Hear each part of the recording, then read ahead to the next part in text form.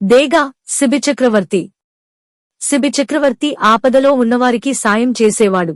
ఎవరు ఏది అడిగినా దానం చేసేవాడు. ఒక రోజున ఒక పావురం వచ్చి ఆయన దగ్గర వాలింది. తనను కాపాడమని బతిమాలింది. సరే కాపాడతాను అని ఆయన మాట ఇచ్చాడు. ఇంతలో ఒక డేగ వచ్చింది. ఈ పావురం నా ఆహారం, నేను తినాలి, దాన్ని నాకు ఇచ్చేయ్ అని కోపంగా అడిగింది డేగ. పావురాన్ని ఇవ్వను, దానికి బదులు ఇంకేదైనా అడుగు అన్నాడు సిబి చక్రవర్తి. అయితే పావురం అంత బరువుగల నీ తొడమాంసం ఇయ్యి అని అడిగింది డేగ.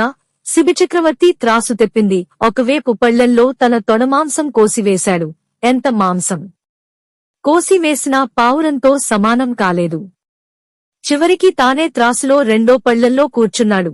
పావురానికి బదులుగా మొత్తం తన శరీరాన్నంతా తినేయమని డేగను వేడుకున్నాడు. వెంటనే డేగ ఇంద్రునిగా మారింది. పావురం అగ్ని దేవుడిగా మారింది. వాళ్లను చూసి సిబి ఆశ్చర్యపోయాడు. ఇంద్రుడు, అగ్నిదేవుడు ఇలా అన్నారు.